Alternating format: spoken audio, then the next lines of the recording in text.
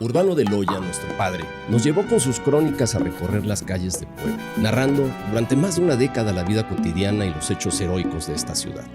Ahora, 30 años después, nosotros continuaremos su legado y crearemos con ustedes uno nuevo. Yo soy Luzaida de Loya. Yo soy Guillermo de Loya. Y esto es Puebla de nuestros amores. ¿Qué tal? Y sean todos bienvenidos a este segundo capítulo de la quinta temporada de nuestro querido programa Puebla de nuestros amores, este podcast que va en ascenso y estamos muy contentos porque la verdad es que la primera temporada le ha ido, el primer capítulo de la quinta temporada le ha ido muy bien y como siempre, pues bueno, para eso tenemos que ser agradecidos y tenemos que iniciar dando los créditos y el agradecimiento correspondiente a nuestros generosos patrocinadores. Mencionar a la Benemérita Universidad Autónoma de Puebla, a Estrella Roja, a Café Don Justo, que nos tiene aquí ya degustando de un gran café, a Mesones Sacristía, a Clemente Specialty Coffee, que por cierto está en la sacristía, precisamente, a Residencias Estudiantiles Camet, a Restaurante Casa Sabino, que es la cocina que conquista, Profética Casa de Lectura, que quien ha estado por el centro y quien ha tomado un libro en sus manos sabe que es profética, a Deep Insight, a Vibrato Música y Cultura, y a Diamantes Mezcal, que siempre nos tiene aquí también muy consentidos. Luzaida. ¿Cómo estás? Pues yo bien, ¿tú? Pues bienvenidos a este capítulo 2 de la quinta temporada y recuerden que les comentamos en el primer capítulo y si no lo han visto, córrenle a verlo porque nos quedó muy bonito. Échenselos en maratón los dos. Así es.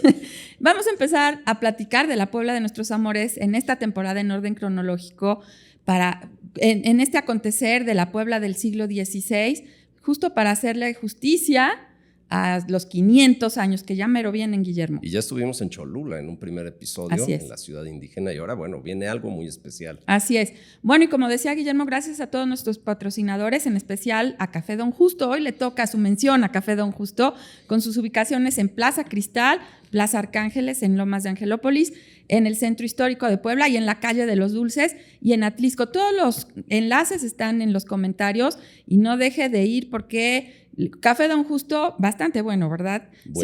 Siempre nos deleita con el café aquí en el estudio. Y bueno, pues la grabación completa de muchos de los programas que Urbano de Loya grabó hace más de 30 años la encuentran en nuestra página www.puebladenuestrosamores.com. El vínculo, como siempre, se los dejamos en los comentarios y no deje de suscribirse a YouTube. Vamos a esta temporada por los 10,000 seguidores. Suscríbanse a Spotify, síganos en redes y bueno. Modesta, te ves con 10,000 seguidores, ya estamos en 9,000 y tantos. Bueno, queremos 9,000 para esta temporada, vamos a pasarlos, vamos por los 10,000 más bien. Lo que no saben es que ya estamos arriba de los 10,000, pero bueno. Bueno, vamos a ver. Bueno, y Guillermo decía que nos quedan muy bien los episodios, pero la verdad nos quedan muy bien gracias a los invitados de lujo que siempre nos acompañan. Porque, por ejemplo, nuestra invitada de hoy, que es un lujo tenerla aquí, es doctora y maestra en urbanismo por la Universidad Nacional Autónoma de México, egresada de la licenciatura en arquitectura de la Benemérita Universidad Autónoma de Puebla, miembro del Sistema Nacional de Investigadores Nivel 1 y Nivel 2, consejera ciudadana de Desarrollo Urbano del municipio de Puebla, presidenta de la Academia Nacional de Arquitectura, Capítulo Puebla. Se ha desempeñado como docente en los niveles de licenciatura, maestría y doctorado en varias universidades del país. Ha sido integrante de 5 comités académicos doctorales en el país, doctorado en urbanística, ciudad, territorio y patrimonio. Actualmente es secretaria de Investigación y Estudios de Posgrado del Instituto de Ciencias Sociales y Humanidades Alfonso Vélez Pliego de la Benemérita Universidad Autónoma de Puebla, por mencionar algunos de sus cargos. Y además me encanta que desde el momento que la invitamos, ella accedió a venir a Puebla de Nuestros Amores feliz y yo le doy la más cordial bienvenida a Puebla de Nuestros Amores a la doctora Virginia Cabrera Becerra. Gracias, doctora. Pues muchísimas gracias por la invitación. Sí, yo puedo decir con toda firmeza que les quedan muy bien los programas. No, muchas gracias. Pero nos queda bien precisamente por esta calidad de invitada. Ya estuvo echando ojo ahí, ¿verdad? Algunos. Sí, ya los estuve viendo. Y bueno, pues agradecer realmente la invitación que me han hecho para estar en este espacio que me parece muy importante como lugar de difusión cultural que tanta falta nos hace, sobre todo para conocer el origen, desarrollo de la ciudad de Puebla. Y me parece que tiene una característica muy particular que no quiero dejar de mencionar, y es que la calidez y las preguntas provocadoras de ustedes como anfitriones Muchas gracias. Pues permiten que los invitados vayan planteando sus ideas, sus experiencias, sus conocimientos. Entonces, pues, muchísimas gracias. No, gracias a usted, gracias, doctora. de verdad, doctora. Gracias. Y bueno, pues mire ahí el título tan provocador de hoy, la Fundación de Puebla, porque hemos hablado de todo, hasta de las tortas de Puebla, Sí, pero no hemos hablado no hemos pasado por la fundación. de la Fundación de Puebla. Y bueno, pues podemos empezar diciendo que de acuerdo a la mayoría de la información, ya sabe usted que todos manejamos, Puebla se funda un 16 de abril de 1531 a orillas del río Huitzilapan, y poco después ese río crece y sus aguas se llevan a los primeros asentamientos. Eso es lo que más o menos la mayoría sabemos. Ahorita usted nos corrige a ver qué es cierto y qué no. Y bueno, como se tuvieron que reubicar, se vuelven a reubicar el 29 de septiembre, día de San Miguel Arcángel, ahí en lo que hoy se conoce como el primer plano del centro histórico de la ciudad. La invención de Puebla, Guillermo, le decía nada más ni nada menos que don Pedro, el maestro Pedro Ángel Palou. Pedro Ángel. Y se parece mucho, doctora, a la Fundación de Puebla como estrategia de ocupación territorial. Es algo que usted maneja muy bien. Entonces, Puebla, pues la única ciudad del siglo XVI fundada por un plan político, que no tenía encomenderos, que era una solución para esos vagabundos que andaban por todos lados, españoles que no tenían ni oficio ni beneficio, no habían alcanzado grandes reparticiones en la conquista y andaban en este territorio. Pero lo más importante es que su localización estratégica en medio de poblaciones indígenas buscaba consolidar el poder y el control de la corona en estos asentamientos. ¿Es cierto todo lo que dije o es pura mentira? ¿Qué nos puede decir al respecto? Deja hablar a la Bueno, doctora. Hablas mucho. Primero yo le digo lo que más o menos sabemos y luego usted nos dice, no es cierto. Ya, la queremos escuchar usted. Venga, hay doctora. mucho de cierto, pero también hay algunas cosas por ahí que Cuéntenos. hay que ir viendo, ¿no? Bueno, en principio que cuando se habla de la Fundación de Puebla, pues siempre se mencionan cuestiones muy particulares, ¿no? La primera que siempre se nos viene a la mente es la del sueño de Fray Julián Garcés, ¿no? De que los ángeles trazaron y mediante regla y cordel la ciudad, ¿no? Con hilos de oro, en fin, lo que todos ya conocemos. Y otro hecho muy recurrentemente señalado es que era un lugar de paso, ¿no? Entre México y Veracruz. Desde luego que algo que sucedió en esa época tiene que ser visto como resultado de muchas cosas que sucedieron en ese momento, de carácter religioso, de comercial, político.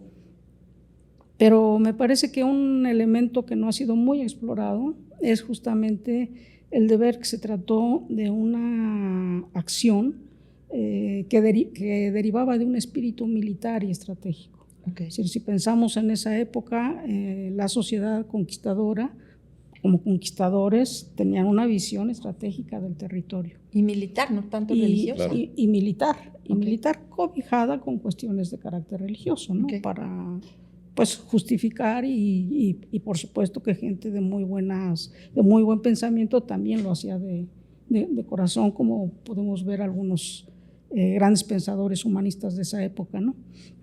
Pero bueno, esta cuestión yo la planteé por allá de la década de como por los 90 más o menos, un articulito por ahí que había, perdón por la referencia, pero me parece que es algo que hay todavía que indagar, que profundizar.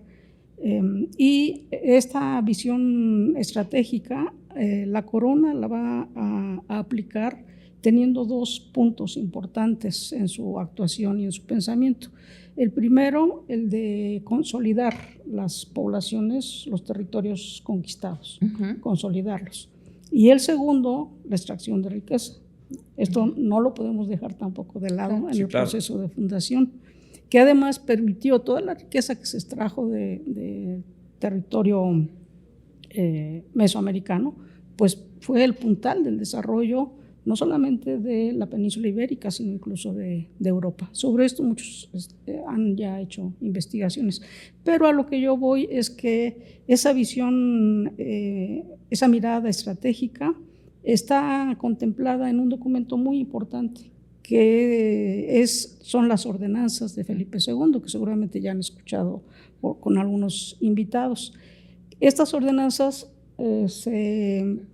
están fechadas en 1573. Okay. ¿Y por qué digo la fecha? Porque es muy importante ver que esas ordenanzas son de 1573 y la fundación es en 1531, es decir, pasaron 42 prácticamente años de la fundación. Entonces, ¿cómo podemos decir que un documento de ese tipo, que tiene una visión estratégica, y ahorita voy a comentar cuál es, pueda tener incidencia en esto, ¿no? Lo que tenemos que pensar es que ese documento es la condensación de esa visión estratégica, es donde se formaliza, digamos, en letra, la visión estratégica, porque hay todo un proceso de constitución para llegar a eso, experiencias de conquistas, etcétera, ¿no? Y así llega a eso.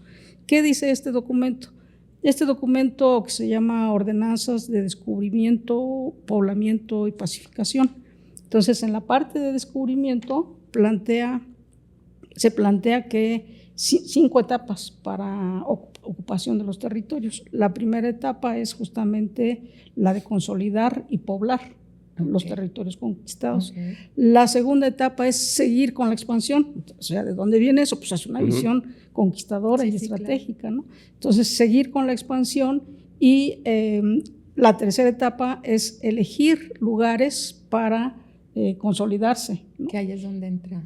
Y que además haya, pues, características muy particulares de recursos naturales, de fortalezas naturales, en fin. Esto lo plantean ahí también en este texto, ¿no?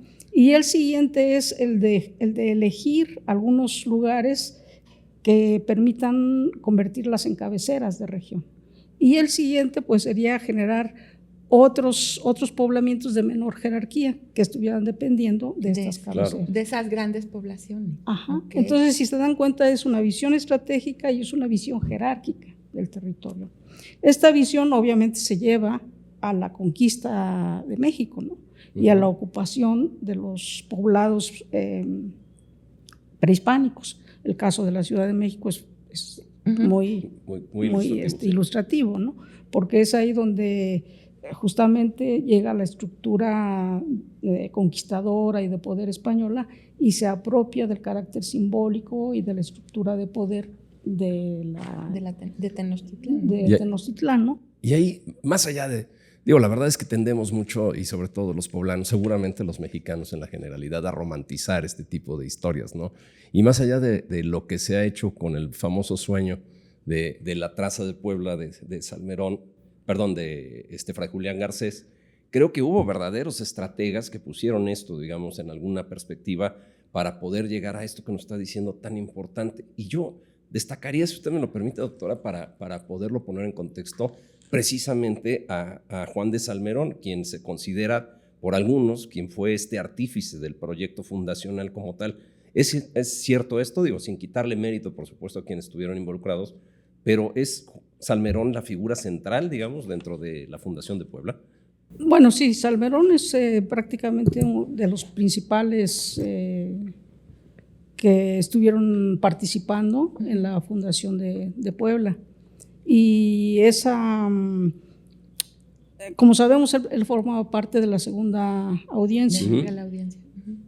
Y llega a México más o menos en 1500, salen en 1530, y en esa época pues los viajes eran bastante tardados. 3 meses por lo menos. Unos 6 meses, ¿no? Sí, 6 meses, y luego el traslado de Veracruz a México, en fin.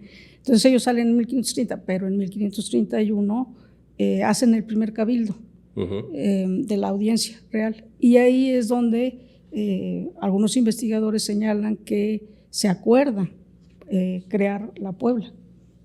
Entonces esa es una primera referencia. La otra referencia de la importancia de Salmerón está en el texto de Fray Toribio de Benavente, que es la historia de los indios de la Nueva España. En este texto, ahí él señala que fueron el presidente y oidores de la segunda audiencia quienes, por su parecer y mandato, van a realizar el poblamiento, ¿no? La Puebla, van a generar la Puebla. Entonces ahí tenemos otro señalamiento, no es directo, pero el que era oidor pues era Juan de Salmerón, junto con Vasco de Quiroga y algunos otros más, ¿no? Pero la incidencia directa de Salmerón está también en unas actas unas cartas que él manda al Consejo de Indias, si no me equivoco, en donde en una de ellas, también de 1531, dice que narra la experiencia de Puebla y él señala que surgió por su simple y pobre parecer. Entonces ahí él ahí se está adjudicando esa situación, ¿no? Pues sí, y yo siempre he dicho que Salmerón era como que el que tenía encima el compromiso con la corona, ¿no? Para fundar Puebla. Así es. Yo creo que le tenía que salir bien. Así es. ¿No? Sí. Pero bueno. Ya mencioné por ahí a Garcés, pero seguramente. Sí, claro. Y sí. hay si me permiten, otra situación que muestra muy claramente la participación de Salmerón en las negociaciones que realiza con los notables de Tlaxcala. Porque ahí con los caciques. Sí, pero ahí él negocia que los tlaxcaltecas manden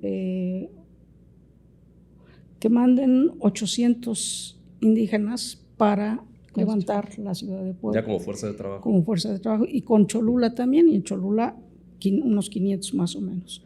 Y a cambio, y esto es muy importante, los tlaxcaltecas van a preservar su situación, su identidad, ¿no? Su situación que no estuviera involucrada con el desarrollo de los españoles, porque van a obtener que les quiten un alguacil que tenía ahí, un español alguacil, les van a quitar tributo, o sea, no van a pagar un tributo, creo que de 8,000 fanegas, alguna cosa así. Pero lo más importante es que piden que el camino de México a Veracruz no pase por Tlaxcala, sino que pase por Puebla. Y entonces ahí se marca el destino de Tlaxcala y de Puebla. Claro. Tlaxcala con un desarrollo, pues con una identidad muy, muy fuerte. Y cuidando esa identidad indígena, ¿no? Así es. Y Puebla, bueno, mucho más mestiza, ¿no? Ya ven, por los que dicen que no, Tlaxcala sí existe y ha existido. Y tuvo un papel preponderante en nuestra fundación de Puebla. Y ha existido desde antes que Puebla. Sí, claro. Y bueno, pues yo creo que si hay que hacer justicia, un segundo artífice, por mencionarlo así, es sin duda el obispo Julián Garcés, precisamente obispo de la diócesis de Tlaxcala en ese tiempo, que también se dice que quería que este experimento tuviera lugar en Tlaxcala, ¿cierto? Sí, así es. O sea, este experimento de ciudad para españoles, no encomenderos, etcétera, como que se lo quería adjudicar en su obispado. Vamos para allá, claro. Sí, claro. Y bueno, pues él fue el que sueña, así textual, un valle verde rodeado de ríos sobre el que descendían varios ángeles que traían entre sus manos hilos de oro, los que trazaban una ciudad, con calles rectas y manzanas perfectamente rectangulares. Pero bueno, en realidad yo creo que usted nos acaba de decir que el sueño de Garcés se debe a que en Cuetlaxcuapan estaba la oportunidad real de hacer en esta fortaleza natural rodeada de agua y de montañas y de ríos, pues la realidad de esta Puebla, ¿no? ¿Qué papel juega el obispo Garcés y qué hay de cierto en el sueño famoso? Pues bueno, yo digo, cuando pienso un poco en su participación en la fundación, digo que es un poco contradictoria, vaga, pero también muy importante. Sí, claro. O sea, me explico.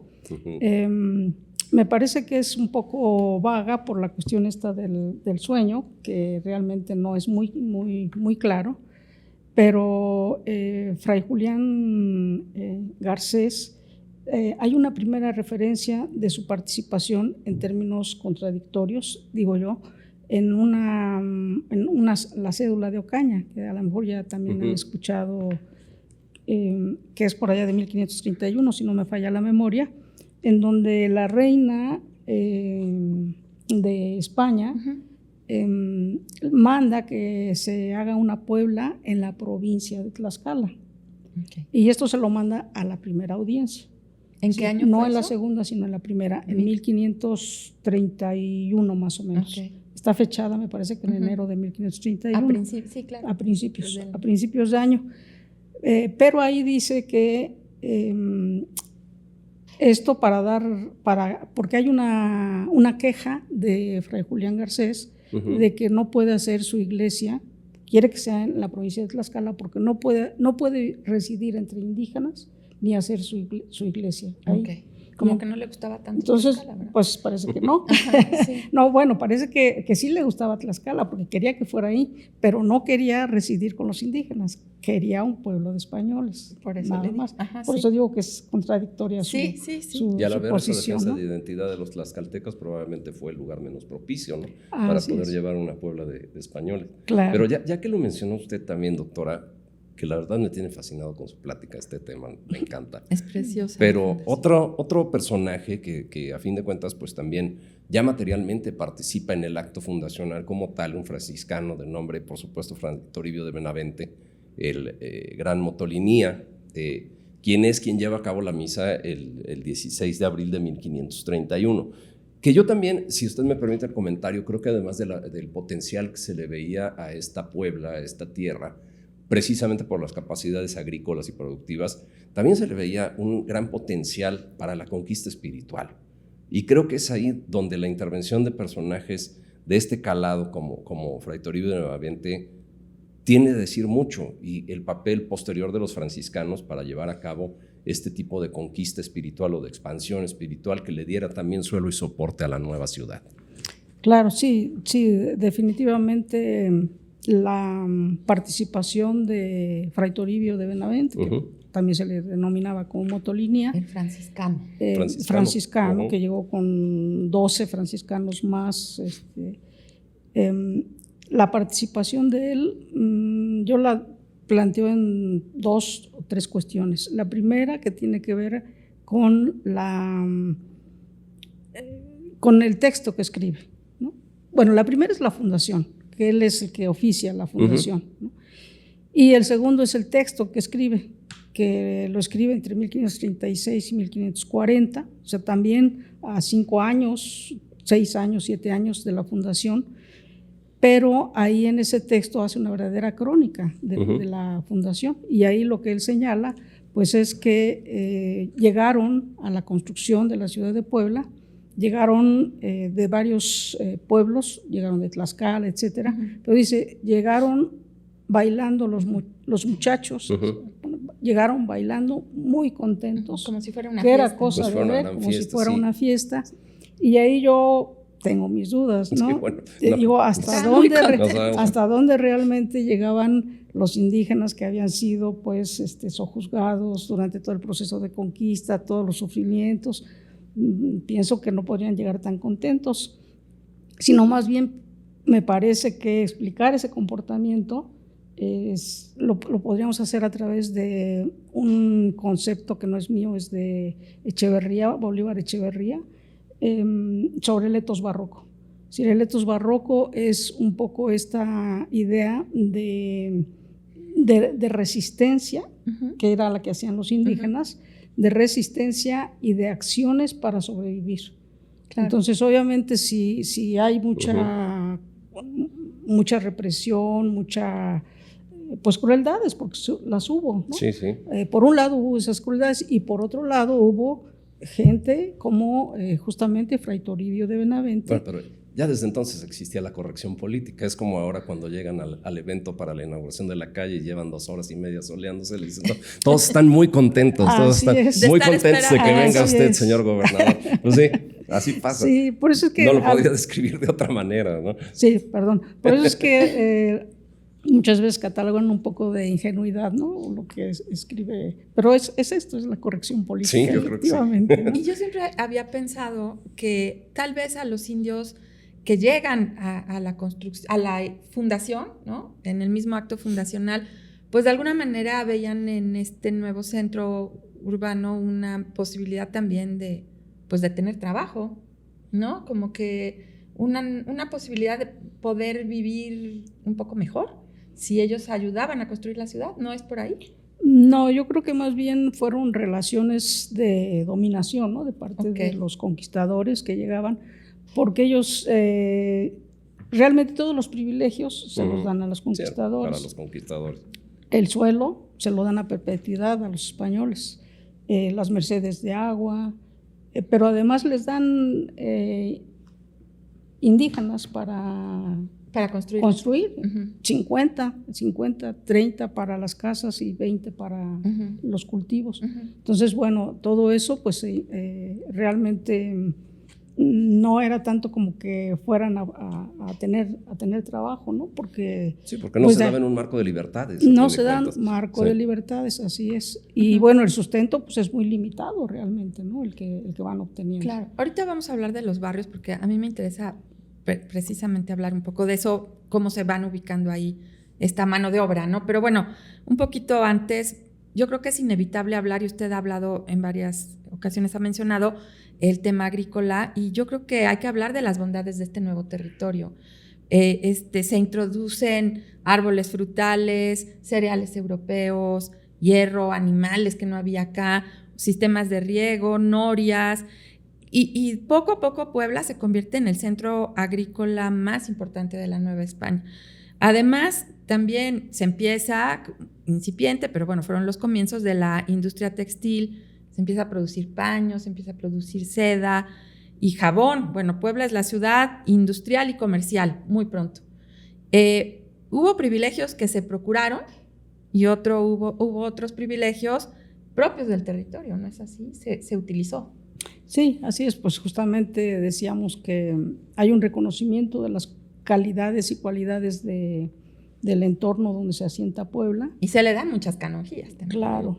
30 años de alcabalas. 30 años sin alcabalas, el otorgamiento a perpetuidad de solares. Entonces, hay muchos privilegios que les dan y otros que existen en el territorio, ¿no? La piedra, por ejemplo, los lugares para extraer piedra, para extraer tierra, todo esto lo cuenta Fray Toribio de Benavente justamente, y dice incluso a qué distancia hay. Pero yo pienso que el mayor privilegio que se les dio y que es el sustento del desarrollo de la ciudad de Puebla fue la mano indígena, fue el trabajo. Porque sin esa mano indígena simplemente no se hubiera podido hacer nada, ¿no? Claro, hay ahí una interrelación entre pensamientos y formas de ser, un mestizaje, ¿no? Y se va apuntalando un desarrollo. Pero ese privilegio que les dieron a los conquistadores me parece que fue fundamental para el desarrollo de la ciudad de Puebla. Claro, sí.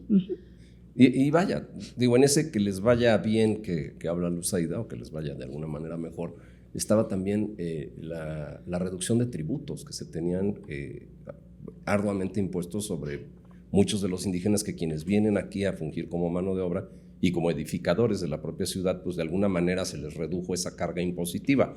Y por otra parte, pues bueno, es importante también, y es algo que a mí me llama la atención.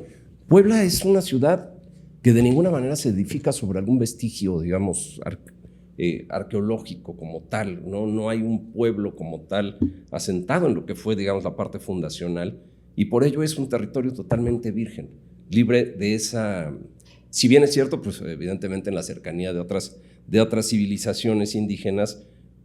¿Cuál fue la verdadera influencia que se tuvo, o cómo se pudo conjugar esa influencia indígena proveniente de algunas zonas, como ya las mencionó, doctora? Pero no como tal en un asentamiento que hayan venido como tal, por ejemplo, la propia Ciudad de México, el propio Cholula, etcétera. No se edificó sobre esos vestigios.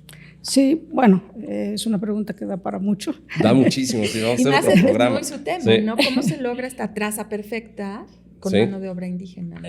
Claro. Sí, pero a ver... Ya le preguntamos muchas cosas al mismo tiempo. Entonces, por donde usted quiera empezar, usted ya no sé, es su casa. Ya no sé por dónde. Bueno, a ver. Me van a regañar que le estoy pegando aquí al micrófono, pero bueno. Es que no se está quieto, no se está quieto. Sí. Bueno, la pregunta versaba directamente sobre la influencia indígena en el desarrollo de la ciudad, ¿no? Y la ausencia de asentamientos prehispánicos. Sobre el primer punto, bueno, seguramente hay gente con mucho conocimiento que puede hablar mejor sobre esto. Yo me atrevo solamente a señalar algunas cosas, en el sentido de que no hay evidencias de asentamientos prehispánicos muy vigorosos, ¿no? Pero sí hay evidencias de aldeas del desarrollo de aldeas. Hubo una hipótesis por ahí de Barbosa, de un arqueólogo, que planteaba que había habido 3 asentamientos prehispánicos. Uno eran 3 Centépetl, Cuetlascuapan, y bueno, ahí en la zona militar, un cerro de la zona militar. Okay. Sí, claro. Bueno, Bueno, ¿dónde está la calera? Ajá, esos 3. Abajo, sí. Esos 3. Pero bueno, ya otros han dicho que esto no es posible por los vestigios que se han encontrado. Y hay varias vertientes, una que dice que era un valle totalmente desierto, sin nada, pero hay otras ya con evidencia de vestigios de que sí hubo asentamientos, no de esa importancia, pero sí aldeas. Aldeanos, claro. Aldeas. Y esto es muy importante comentarlo porque donde se han encontrado los vestigios, bueno, es en el estanque de los pescaditos, ¿no? Que con el famoso megaproyecto de Angelópolis se empezaron a descubrir ahí. Y también se descubrió también en la Casa del Mendrugo. En la Casa del Mendrugo. En la Casa del Mendrugo. Y ahí parece que ha habido vestigios que van desde el periodo formativo, desde el horizonte formativo, el clásico y el posclásico, en estos 2 lugares. Entonces sí habla de que en esa zona por lo menos hubo asentamiento de aldeas. Y digo que es muy importante porque hace algún tiempo, no sé si ustedes lo escucharon, se querían hacer modificaciones en el Carolino, en donde se quería hacer una fuente y un espejo de agua en uno de los patios. Entonces, dentro de las resistencias que hubo al respecto era esa situación de que seguramente en esa zona se pueden encontrar todavía restos arqueológicos porque eran un lugar muy importante. Entonces, eso iba a implicar un riesgo, ¿no? de pérdida de...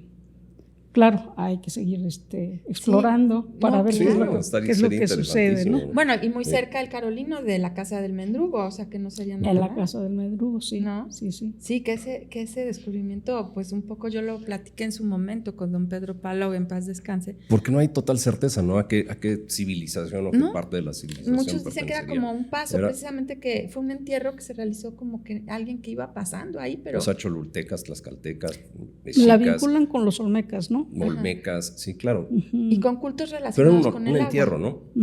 Ajá. Sí, encontraron un entierro, ¿cómo le llamaron? Chuchita. De hecho, hay un museo de sitio, nuestro buen amigo Ramón Lozano lo sabe muy bien. Bueno, pues él es el que ha apostado por ese lugar, es un centro cultural muy importante y bueno, pues muy importante también para la historia de Puebla, porque podría cambiar un poco la percepción de que aquí no había nada. Claro. Y resulta que sí había, aunque sea vestigios. Me decían que eran como vestigios de temas de cultos relacionados con el agua, ¿no? Pero bueno, pues Puebla, en Cuetlascuapan. Y bueno, yo le toco este tema nuevamente, doctora. Hablando de los indígenas, se les asienta en barrios, se puede decir que destinados para ellos, ¿no? Alrededor de la traza española. Lo que significó una manera de relación también, ¿no? Que no eran encomenderos, sino que estaban ahí para edificar la ciudad. ¿Qué nos puede decir de estos barrios afuera de la ciudad que, sin embargo, como usted dice, no evitaron que en el nuevo asentamiento urbano se diera un mestizaje pues, biológico y cultural, ¿no? Muy rápido se dio un mestizaje. Así es.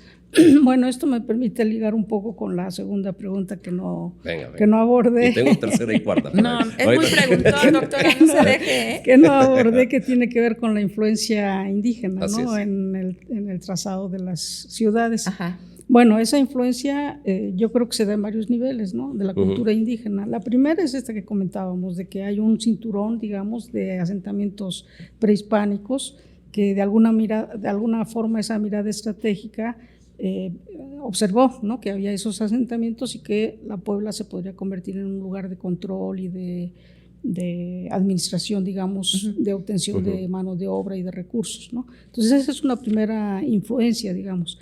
Y en un segundo nivel, pues vemos la traza de la ciudad. La traza de la ciudad, que lo que se ha explorado mucho son los orígenes de las teorías renacentistas e incluso se van hasta el trazado en Damero, de las teorías renacentistas, con algunos libros de arquitectura muy famosos de Vitruvio, de Alberti, en fin, e incluso hasta la época medieval. Y aquí traigo el nombre de Vitruvio. Incluso hasta los campamentos, los campamentos romanos y la época griega, ¿no? Con Hipodamos. Se ha explorado mucho toda esa parte, pero la influencia indígena es la que apenas se está explorando. ¿Y dónde se encuentra esa influencia indígena?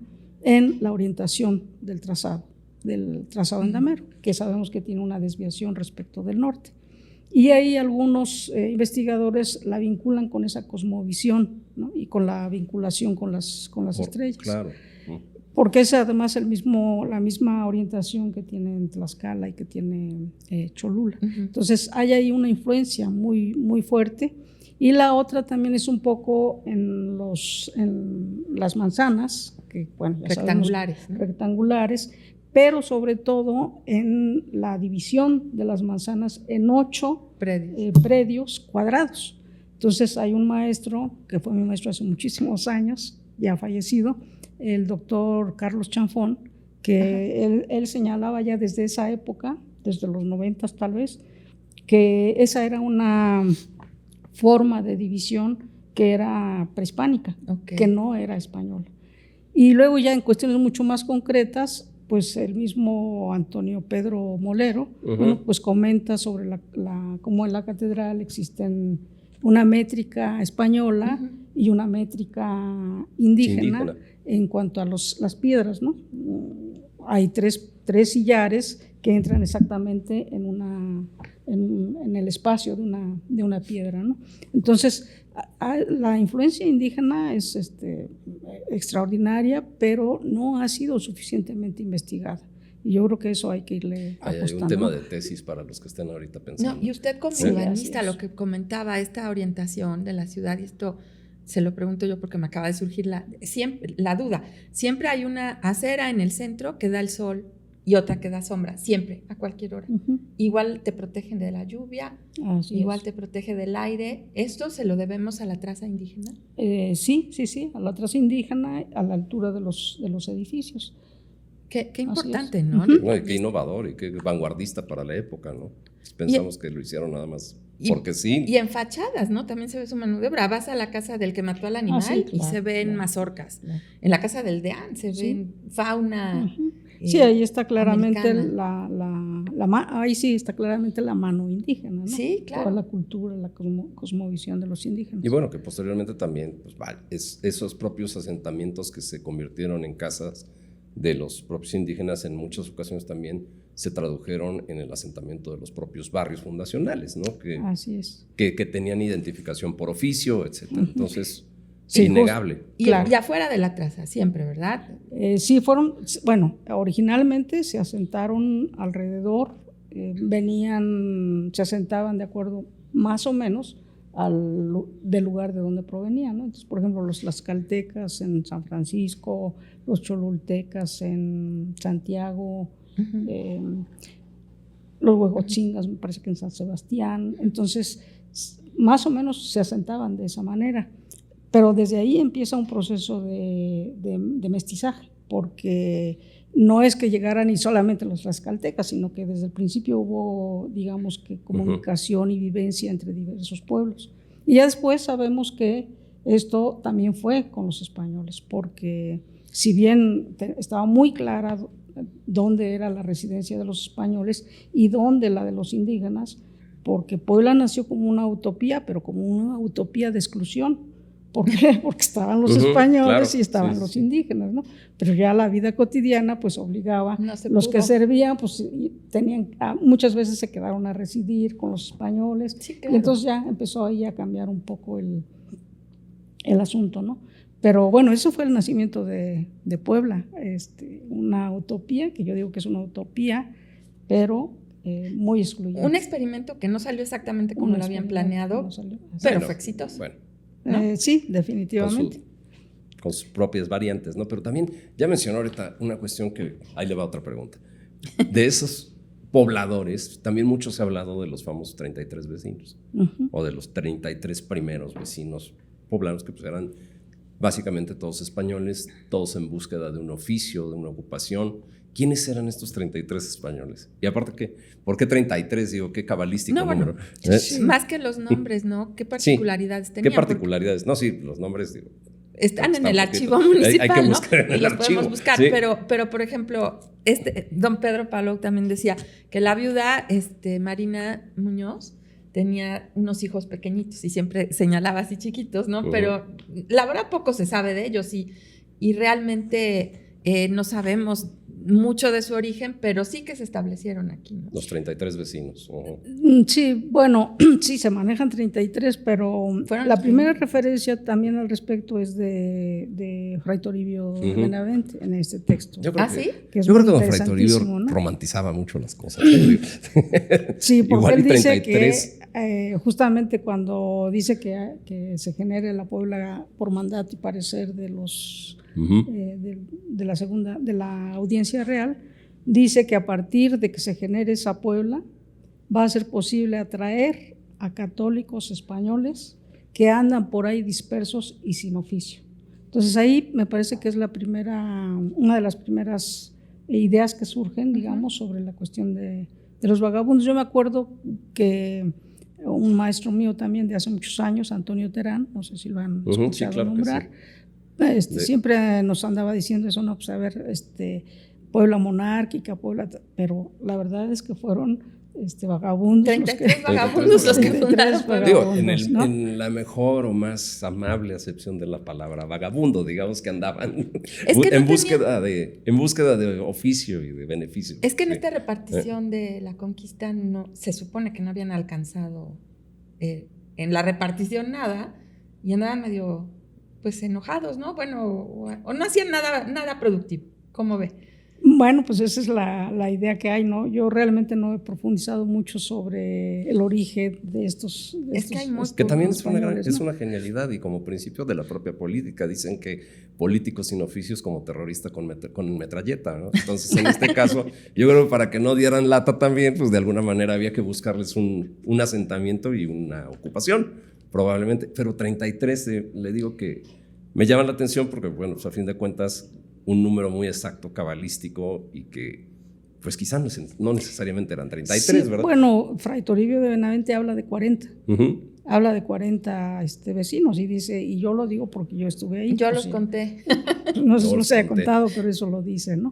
Pero bueno, lo cierto es que la Puebla empieza a tener una gran, digamos que, promoción de población, de poblamiento, y esto atrae también a muchos españoles, ¿no? Usted como una mujer verdaderamente brillante, como una gran historiadora también, que conoce a profundidad el tema, y también atreviéndonos un poquito a quitar ciertos velos en los mitos que hay alrededor de este acto fundacional. ¿Cuáles serían los mitos que había que destruir, digamos, o que científicamente había que apoyar, vistos desde otra forma, de lo que siempre hemos dicho de Puebla? Exacto. Que fuera una ciudad de paso, que nada más. Que para españoles no encomenderos. Para españoles no encomenderos. ¿Qué deberíamos de reflexionar a la luz de este casi 500 aniversario de Puebla? Todo. ¿Qué nos diría usted, la doctora Virginia Cabrera, qué diría sobre la fundación de Puebla? ¿Qué es lo que sí debemos saber y qué es lo que no debemos saber? Porque, ¿qué es lo que debemos de alguna manera reflexionar? Ese tema de las dos fundaciones, si se vuelve a fundar el 29 de septiembre porque se los llevó el agua o no. Pero usted cuéntenos, ¿qué sí deberíamos de saber y qué deberíamos de dudar? Bueno, yo creo que la primera aclaración es que no soy brillante. No, cómo no. La segunda es que no soy historiadora. Pero es una gran urbanidad. Es historiador quien se adentra en la historia. Que me gusta la historia de las ciudades y la historia de Puebla, pero las veo desde la perspectiva de la ciudad contemporánea. Y de la perspectiva urbanista, ¿no? Y de la perspectiva urbanística. Como entonces, dice, la traza perfecta, ¿no? Ahí voy jalando entonces a la historia para poder entender lo que ha sucedido actualmente. Qué interesante. En la ciudad de Puebla.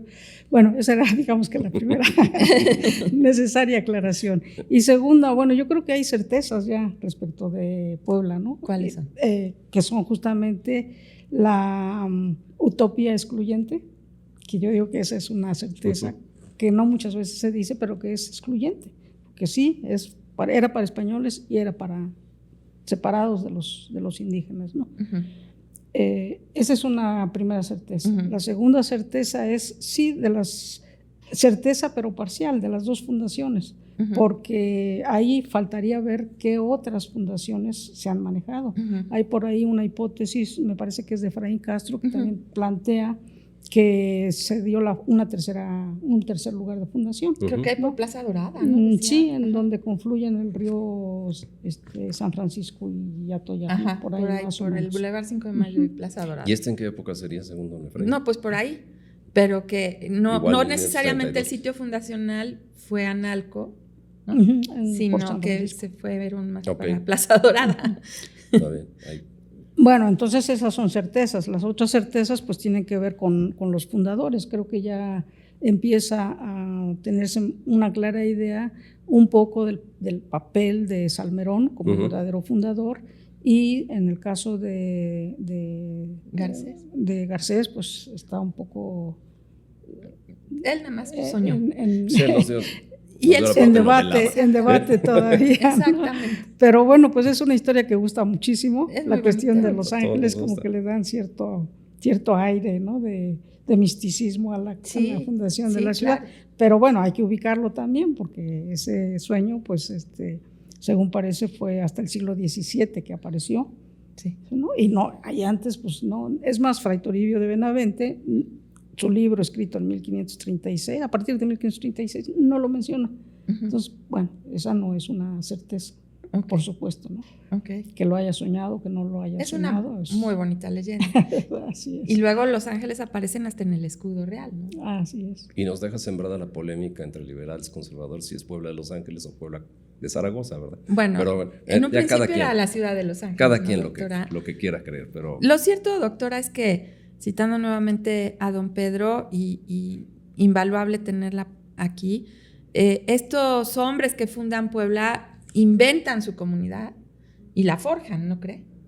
O sea, hayan sido vagabundos, hayan sido 33, haya sido Salmerón a la cabeza, fundaron y forjaron un centro urbano muy importante que no salió exactamente como esperaban, no fue tan excluyente como ellos esperaban, pero floreció, ¿no lo cree? Sí, así es. Floreció, pero arrastrando toda esa cuestión de desigualdad, ¿no? Claro. Por uh-huh, supuesto. Pero bueno, sí, toda esta... El forjar una ciudad como esa a partir de una idea de unos pobladores y de toda una historia que venía detrás, pues sí, evidentemente es muy importante porque dio lugar a una ciudad pues pujante. Ya desde la época virreinal era la segunda ciudad de la Ciudad de México, de la Nueva España, ¿no? Después de la Ciudad de México. Y bueno, todo este desarrollo agrícola, el desarrollo, sus productos de artesanía, etcétera, pues iban hacia Guatemala y hacia muchos otros lugares. Entonces tuvo un desarrollo muy, muy, muy fuerte con los obrajes, con... Uh-huh. Entonces, pues fue muy importante de la ciudad de Puebla.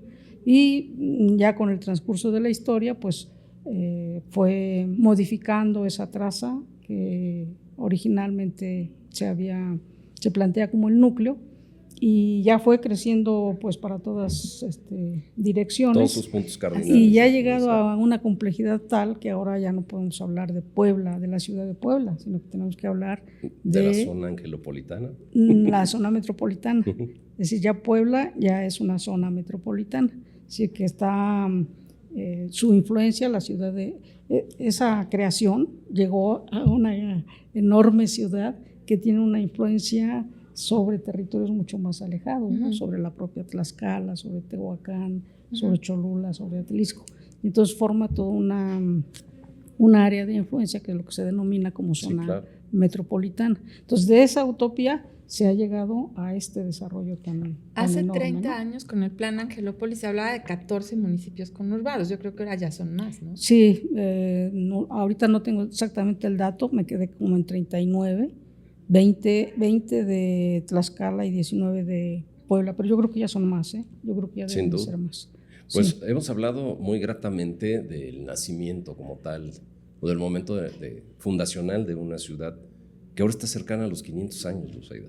Así es, y esta ciudad de la que hablamos, de su nacimiento, hoy podemos decir que muy pronto va a cumplir 500 años. Y yo tengo una pregunta aquí fuera del guión. ¿Cómo ve urbanísticamente el futuro de esta Puebla que va para estos 500 años? ¿Para dónde vamos a crecer? Ya no sabemos ni para dónde crecer. ¿Dónde está esa traza perfecta de Los Ángeles? Ya para arriba solamente. Pues. Uy, pues es que eso daría como para una charla muy amplia. Tenemos tiempo, doctora. ¿Qué nos podría decir al respecto? Así aprovechando su presencia acá. De manera muy sintética, hablando de esta expansión que ha tenido la ciudad de Puebla, creo que está en un momento muy, muy complicado por ese proceso de expansión en donde lo que se llamó el desarrollo Quetzalcóatl-Atlixcayotl tuvo fue un momento muy, muy fuerte. Uh-huh. Y con la creación del anillo periférico. Del anillo periférico. Del periférico ecológico. Del periférico ecológico, con la creación en la zona del centro histórico, del centro de convenciones. O sea, todas estas obras generan un desarrollo muy, muy fuerte. Pero paralelamente Puebla tiene muchos problemas porque en cuanto al agua, por ejemplo, ¿no? El desarrollo de Puebla está con problemas de agua prácticamente en toda la ciudad. Y ahora ya más recientemente con la instalación de Audi en la zona de San José, Chiapa.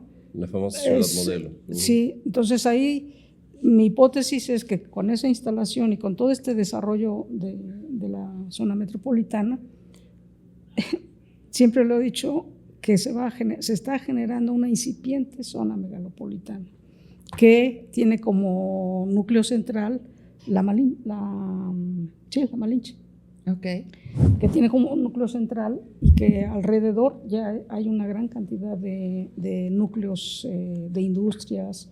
Entonces es una aglomeración anular que va a tener dimensiones muy fuertes y yo la equiparo con una incipiente zona megalopolitana. Las zonas megalopolitanas son como la Ciudad de México, sí, que tiene una influencia enorme sobre varios estados, sobre 5 o 6 estados. Esa es una zona megalopolitana.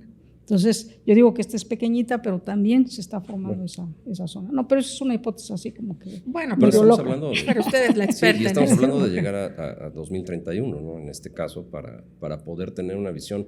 ¿Cómo usted le daría, digamos, ese regalo de cumpleaños a Puebla?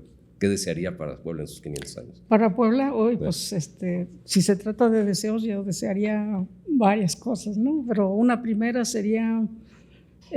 pues que en la celebración se hiciera un fuerte programa cultural en donde se rescataran justamente las raíces indígenas de la fundación y de todo el proceso. De la ciudad. De la ciudad. Ese sería uno. La segunda sería hacer que hubiera fondos de investigación para apoyar, que hace mucha falta. O sea, hay muchas cosas que ya se saben, pero hay muchas otras que quedan en penumbra. Entonces, apoyar una investigación en todos los niveles urbanísticos, arquitectónicos de la ciudad. Y sobre todo, creo que no ha habido mucho sobre la participación de la mujer. Esa viuda que andaba por ahí entre los 33. Sí, porque no fue fundada nada más por españoles, ¿no? Y si bien dentro de un sistema patriarcal había una preponderancia del varón, bueno, las mujeres tuvieron un papel que muchas veces no es reconocido, pero que ahí está. Y esas mujeres que vinieron con los conquistadores que se quedaron aquí, ¿no? Esas son muy poco conocidas. Claro. Ya tenemos hasta título para el libro, El papel de la mujer en la fundación de Puebla. Sí, por la doctora Virginia Cabrera. Recordemos simplemente el papel de la Malinche, ¿no? Claro. Recordémoslo, o sea, ha sido muy vilipendiada, pero ya después se observa de la fuerte importancia que tuvo en todo el proceso de fundación. Y esa vida, por ejemplo, vuelvo a Marina Muñoz, la viuda de Prieto, una de los famosos 33, ¿cómo fue su vida para llegar aquí a España con hijos pequeñitos, como decía don Pedro Palou, viuda y ser fundadora de una ciudad. ¿Cómo? O sea, es un cauce productivo, a fin de cuentas. Claro, es una ciudad. Podría escribirse un guión de una película, ¿no, doctora? Claro, pues nosotros ya estamos festejando los 500 años de Puebla. Pero también díganos ustedes qué tienen en la mente para esta celebración. Hay un correo, ¿no, Luzaida? Así es, informes@puebladenuestrosamores.com. Ahí estamos recibiendo todas sus sugerencias. Para ustedes, como la doctora Virginia ya nos da sus ideas para estos 500 años. ¿Se suma usted a esta celebración, doctora? Claro que sí, claro que sí. Y también me gustaría, por supuesto, que se pudiera generar un programa de rescate. Yo creo que este es un gran sueño, de rescate integral del centro histórico, porque es un centro hermoso, es un centro muy bello, pero convive con casas abandonadas, claro, con pues gente que no vive en condiciones adecuadas. Entonces, un programa de rescate integral que haga que Puebla siga siendo hermosa y mucho más hermosa, pero también más humana, ¿no? Entonces, claro, esos serían mis 3 deseos para y ahí entra, la verdad, hay que honor a quien honor merece. A la Benemérita Universidad Autónoma de Puebla ha rescatado inmuebles de una manera sí, claro, inmejorable. Los inmuebles que tiene la universidad en el centro son unas bellezas, doctora, unas bellezas preciosas. Pero ya apuntamos sus deseos acá para el cumpleaños de nuestra ciudad y vamos a ver de alguna manera el aportar nuestro pequeño granito de arena de nosotros, y como todos seguramente los poblanos querrán que a esta ciudad, que a este estado le vaya mejor, pues hagamos lo suficiente para poder tener esa participación que nos lleve a tener mejores lugares, mejores ambientes para vivir, como Puebla, que es, pues sí me atrevo a decir, una ciudad angelical, ¿no? Soñada por una bonita leyenda, pero sí quizá también deseada por los propios ángeles. Trazada por los ángeles, ¿no, doctora? Trazada por los ángeles. Doctora Cabrera, con eso. Ha sido verdaderamente una delicia platicar con usted. Muchas gracias. Al contrario, muchas gracias a ustedes. ¿Algo más, doctora? No se vaya con ganas de decirnos algo. Con algo. Uy, pues sí, me quedé con muchas cosas. Bueno. Parte 2, vamos grabando. Bueno, ¿sabe qué? Usted me va a tener que prometer que va a estar usted acá cuando hablemos del Porfiriato. Bueno, Puebla en el Porfiriato, porque le digo que ya no estamos yendo como en orden cronológico. A ver qué sabe usted del famoso Plan Velasco. Hablando de este embellecimiento y modernización de la ciudad, yo creo que es el alcalde en su momento, Francisco de Velasco, es alguien que no se le ha dado la justa dimensión de todo lo que él vio con una gran visión, como un gran urbanista, ¿no? Claro, sí, así es. Pues con mucho gusto en el momento que ustedes me inviten y yo tenga posibilidades y conocimientos para estar acá. Esta es su casa. No, bueno, el Plan Velasco ya ha prometido la doctora Virginia. Ojalá que pueda estar, esta es su casa, y conocimientos creo que usted tiene requete hartos. Así es requete de sobra. Y requete más que nosotros, doctora. Eso sí se lo podemos asegurar. Pues un placer estar aquí. Gracias, doctora. Pues gracias a todos por acompañarnos a este segundo episodio de la quinta temporada de Puebla de Nuestros Amores. Y por supuesto, no se les olvide visitar nuestra página. Ahí hay un repositorio de los programas, tal cual Urbano de Loya los tenía esos sábados cuando lo escuchábamos por el radio. Y por supuesto, hay que terminar este capítulo nuevamente dándole las gracias a nuestros patrocinadores, a la UAP, a Estrella Roja, a Café Don Justo, a Mesón de la Sacristía, a Clemente Specialty Coffee, a Residencias Estudiantiles Camet, a Restaurante Casa Sabino, La Cocina que Conquista, a Profética Casa de Lectura, a Deep Inside, a Vibrato Música y Cultura, a Diamantes Mezcal, que también ahí le tenemos un regalito, doctora. Diamantes Mezcal y Puebla Nuestros Amores le regalan este pequeño mezcalito, pues ahora que estamos de celebraciones y 500 años, pues hay que abrirlo, ¿no? Digo, no estaría de más. Falta un poquito. Hay que empezar a festejar. Me parece excelente. Y no dejen, por supuesto, de vernos en nuestras plataformas, aquí en YouTube, aquí en Spotify y en todas nuestras redes sociales, que se las dejamos aquí abajo en los comentarios. Y si le parece, doctora, ¿te parece, Luzaida? Podríamos despedir el programa escuchando cómo lo despedía de alguna manera Urbano de Loya en uno de sus capítulos donde describía uno de los sitios fundacionales de la ciudad, el Paseo de San Francisco. ¿Les parece que lo escuchamos? Vamos a escuchar al cronista. A todos, muchas gracias. Años. Gracias, doctora. Gracias. Bajo la sombra de estos poderosos árboles, los más vetustos testigos de Puebla, los que han contemplado días y noches en siglos enteros a la ciudad, refugio y muralla de un romance grabado en su corteza, el nido de pájaros, en noviembres fríos, la ruta de estudiantes repasando por igual el derecho romano, la clase de anatomía o las raíces griegas y latinas. Me confieso contigo, Paseo de San Francisco, jirón que resta de Puebla, de la Puebla de siempre.